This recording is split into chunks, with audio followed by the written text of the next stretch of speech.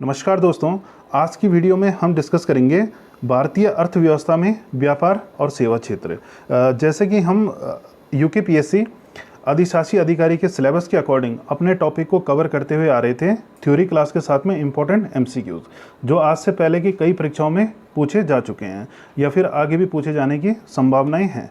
इससे पहले आप हमारी चैनल की प्लेलिस्ट में जाइए, वहाँ पर आपको भारतीय अर्थव्यवस्था के तीन जो है वीडियो वहाँ पर मिलेगी थ्योरी के साथ में इम्पोर्टेंट एमसीक्यूज। उससे पहले अधिशासी अधिकारी के ही सिलेबस के अकॉर्डिंग हमने भारतीय कृषि के भी वहाँ पर 3-4 वीडियो अपलोड की हैं, जिसमें मोस्ट इम्पोर्टेंट क्वेश्चन है। तो आइए, यह लास्ट टॉपिक है आज हमारा, व्यापार और सेवा क्षेत्र, इसको हम डिस्कस करते हैं। तो अब जैसे ही हम जो है व्यापार और सेवा क्षेत्र पढ़ेंगे तो इसमें एक टर्म आएगा एफडीआई, ठीक है, फॉरेन डायरेक्ट इन्वेस्टमेंट, जिसको हिंदी में प्रत्यक्ष विदेशी निवेश कहा जाता है। ये इंपॉर्टेंट रोल प्ले करता है, तो इसलिए पहले इसको समझना जरूरी है कि एफडीआई होता क्या है। एफडीआई का फुल फॉर्म होता है फॉरेन डायरेक्ट इन्वेस्टमेंट, इसको हिंदी में प्रत्यक्ष विदेशी निवेश कहा जाता है। अब ये होता क्या है कि किसी एक देश की कंपनी का दूसरे देश में किया गया निवेश, ठीक है, जब किसी एक देश की कंपनी, मान लीजिए कोई सिंगापुर की कंपनी है और वो भारत में अपना निवेश करती है, ठीक है, किया गया निवेश क्या कहलाता है? प्रत्यक्ष विदेशी निवेश कहलाता है, ठीक है। या फिर इंडिया की कंपनी जो है किसी दूसरे देश में अपना निवेश करे, ठीक है, या दूसरे देश की कंपनी यहाँ पर करे, तो उसे क्या कहते हैं? प्रत्यक्ष विदेशी निवेश कहते हैं। अब देखिए, प्रत्यक्ष विदेशी निवेश जो है कितने प्रकार के होते हैं? ये 2 प्रकार के होते हैं, ठीक है। एक होता है ग्रीनफील्ड निवेश और दूसरा होता है पोर्टफोलियो निवेश, ठीक है। ग्रीनफील्ड निवेश क्या होता है? इसके तहत दूसरे देश में एक नई कंपनी स्थापित की जाती है, ठीक है। ग्रीनफील्ड निवेश में क्या होता है कि दूसरे देश में, जैसे मान लीजिए कि सिंगापुर की कोई कंपनी आई और उसने यहाँ इंडिया में जो है अपनी कंपनी स्थापित की, ठीक है, तो ये किसके अंतर्गत आएगा? ग्रीनफील्ड निवेश के अंतर्गत। पोर्टफोलियो निवेश में क्या होता है कि इसके तहत विदेश कंपनी के शेयर खरीद लिए जाते हैं, ठीक है, या उसके स्वामित्व वाले विदेशी कंपनी का अधिग्रहण कर लिया जाता है। इसमें क्या होता है? पोर्टफोलियो में शेयर खरीदे जाते हैं। फिर नेक्स्ट महत्वपूर्ण तथ्य जो हम जान लेते हैं एफडीआई से संबंधित, और दोस्तों ये मोस्ट इंपॉर्टेंट है, ठीक है, मोस्ट इंपॉर्टेंट, ठीक है, परीक्षा में आने के बहुत ज़्यादा संभावना है। तो देश सबसे ज़्यादा जो है प्रत्यक्ष विदेशी निवेश भारत में किस देश से होता है? तो किस देश से होता है? सिंगापुर से होता है। और जो प्रत्यक्ष विदेशी निवेश सिंगापुर से होता है, वो किस राज्य में है? वह है कर्नाटक में। और क्षेत्र कौन सा है? वित्त एवं बैंकिंग क्षेत्र, ठीक है। यानी कि सबसे ज़्यादा जो, अगर यहाँ पर पूछा जाए कि सर्वाधिक जो है विदेशी निवेश किस देश के द्वारा यहाँ पर किया जाता है, तो सिंगापुर हो जाएगा। और कौन से राज्य में विदेशी निवेश सर्वाधिक होता है? तो वो होता है कर्नाटक में। और अगर क्षेत्र पूछा जाए तो वित्त एवं बैंकिंग क्षेत्र, ये तीनों ही आपने ध्यान रखना है। फिर नेक्स्ट हम आते हैं जीडीपी, ठीक है, जीडीपी का हिस्सा, ठीक है। अभी हमने इससे पहले की वीडियो अपलोड की है उद्योग, ठीक है, कृषि भी हमने अपलोड कर दी, और सेवा क्षेत्र, ठीक है। अब सेवा क्षेत्र ये इन तीनों में, ठीक है, जीडीपी का कितना कितना हिस्सा है, ये है अप्रोक्सीमेटली, घटता बढ़ता रहता है, ठीक है। तो उद्योग में कितना है? लगभग 30% के आसपास, कृषि में 18% और सेवा क्षेत्र में 52%। तो इस तरीके से ये टोटल कितना हो जाता है? 100%। अब देखिए, सर्वाधिक आयात और निर्यात, ठीक है। सर्वाधिक आयात जो है किन किन वस्तुओं का यहाँ पर किया जाता है, और सबसे सर्वाधिक आयात जो है किन किन वस्तुओं का होता है, और किन किन वस्तुओं का सर्वाधिक निर्यात किया जाता है, इनको हम देखते हैं। सबसे ज़्यादा जो आयात होता है वो पेट्रोलियम कच्चा, ठीक है, ये आप ध्यान रखना, ठीक है। सर्वाधिक आयात, ठीक है, यानी कि अन्य देशों से जो यहाँ पर लिया जा रहा है उसको आयात कहते हैं, और जो दिया जा रहा है उसको निर्यात कहते हैं, ठीक है। तो अन्य देशों से क्या आता है? कच्चा, पेट्रोलियम कच्चा, ठीक है, ये कच्चा आप जरूर ध्यान रखना। दूसरा सोना, तीसरा पेट्रोलियम उत्पाद, ठीक है। और सर्वाधिक जो निर्यात किया जाता है, निर्यात जो किया जाता है वो किया जाता है पेट्रोलियम उत्पाद का, ठीक है। तो ये दोनों ही आपने ध्यान रखना है, निर्यात पेट्रोलियम उत्पाद और आयात पेट्रोलियम कच्चा, ठीक है। और क्या क्या निर्यात किया जाता है? मोती हो गया, कीमती पत्थर हो गया, और लोहा इस्पात हो गया, ठीक है। फिर नेक्स्ट है हमारे पास कुछ महत्वपूर्ण तथ्य और भी हमने ध्यान रखने। औद्योगिक वृद्धि दर 2023 पहली छमाही में कितनी औद्योगिक वृद्धि दर है? तो 3.7% औद्योगिक वृद्धि दर है। नेक्स्ट है हमारे पास कारोबार सुगमता, ease of doing business report में विश्व में भारत का कौन सा स्थान है? 63वां स्थान है। फिर नेक्स्ट हमारे पास कुछ इंपॉर्टेंट एमसीक्यूज हैं, इनको हम डिस्कस करते हैं।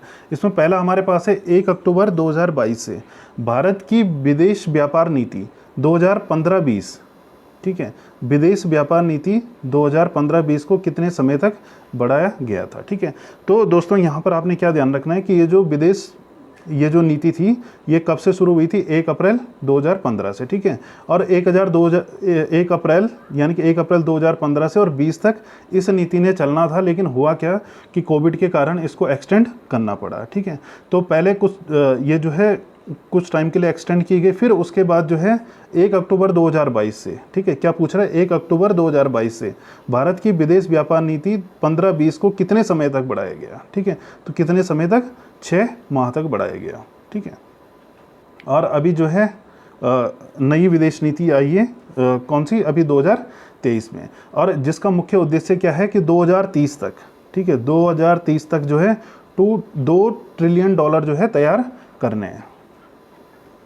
फिर नेक्स्ट है हमारे पास विदेश व्यापार नीति 2015-20 में निर्यात प्रोत्साहन के लिए अपनाई गई योजनाएं थी। ठीक है, CIS and SEIS, CIS and MEIS, CEIS and PEIS, MEIS and SEIS। तो इसका ऑप्शन नंबर डी राइट हो जाएगा, MEIS और SEIS। ठीक है, फिर नेक्स्ट है हमारे पास क्वेश्चन नंबर 3, विदेश व्यापार नीति 2015-20 में भारत में विदेश व्यापार का 2% से बढ़ाकर कितना करने का लक्ष्य रखा गया था। ठीक है, यानी कि जो विदेश व्यापार नीति थी 2015-20 की, उसमें भारत के विदेश व्यापार का जो 2% से बढ़ाकर कितना लक्ष्य रखा गया था, तो कितना था, 3.5%। फिर नेक्स्ट है वर्ष 2021-22 में भारत में सर्वाधिक FDI निवेश करने वाला देश, ठीक है, फॉरेन डायरेक्ट इन्वेस्टमेंट। ठीक है, फॉरेन डायरेक्ट इन्वेस्टमेंट को निवेश करने वाला देश कौन सा है। पहला ऑप्शन है मॉरिशस, दूसरा है अमेरिका, तीसरा है सिंगापुर, चौथा है जापान। तो इसका राइट आंसर हो जाएगा ऑप्शन नंबर सी, सिंगापुर।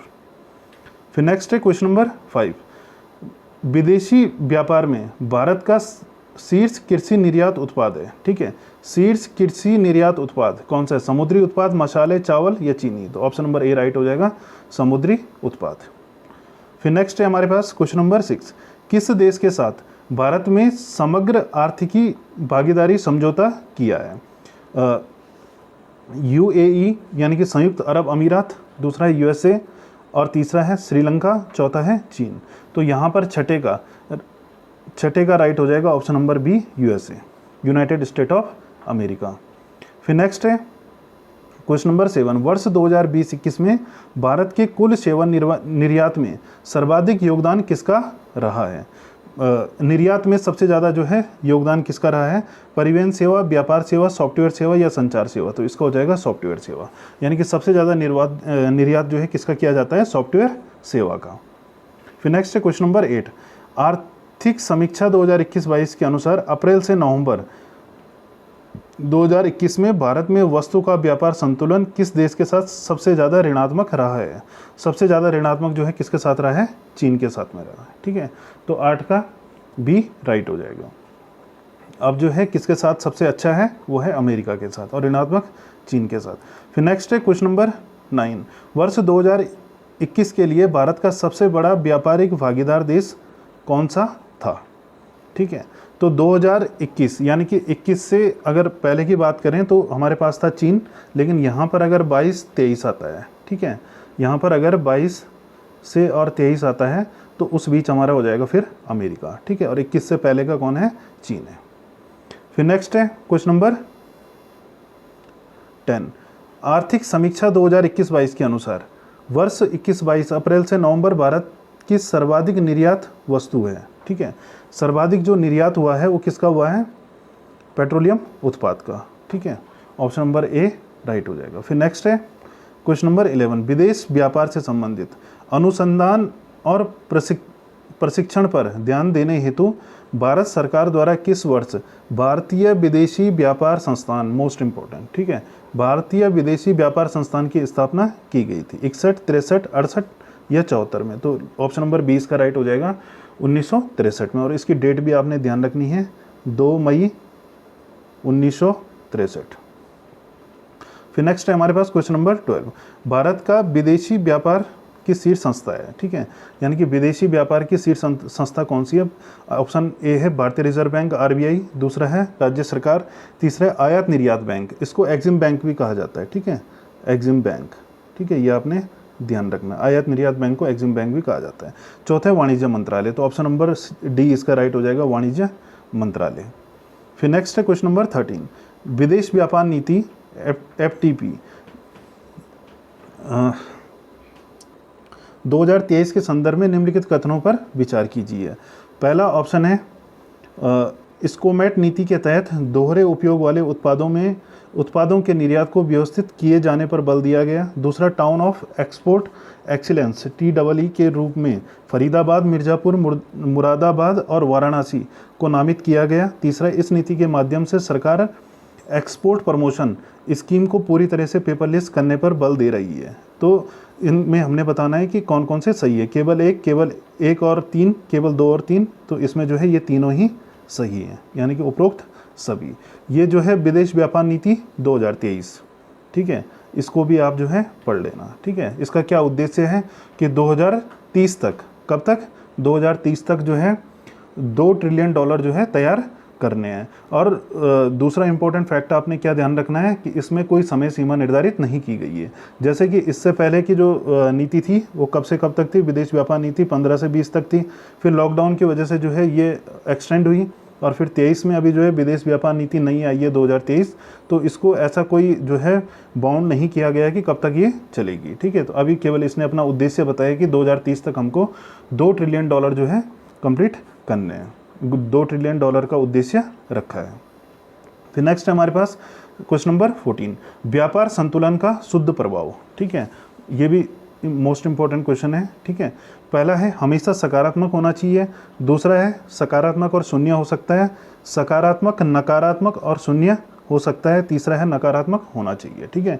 तो जो व्यापार संतुलन का शुद्ध प्रभाव है, ठीक है, ये 3 प्रकार के होते हैं। एक तो सकारात्मक शुद्ध प्रभाव हो गया, दूसरा नकारात्मक शुद्ध प्रभाव हो गया, तीसरा हो गया शून्य शुद्ध प्रभाव हो गया। अब सकारात्मक शुद्ध प्रभाव क्या होता है कि सकारात्मक शुद्ध प्रभाव क्या होता है कि जब हम लोग जो है दूसरे देश से आयात कम करते हैं और अपने देश से निर्यात ज़्यादा करें, यानी कि आयात कम, ठीक है, आयात कम और निर्यात ज़्यादा, ठीक है, निर्यात ज़्यादा, तो इसको कहा जाता है सकारात्मक शुद्ध प्रभाव। यानी कि ये क्या हो गया? व्यापार का सकारात्मक शुद्ध प्रभाव हो गया कि हम लोग आयात कम कर रहे हैं लेकिन निर्यात ज़्यादा कर रहे हैं, ठीक।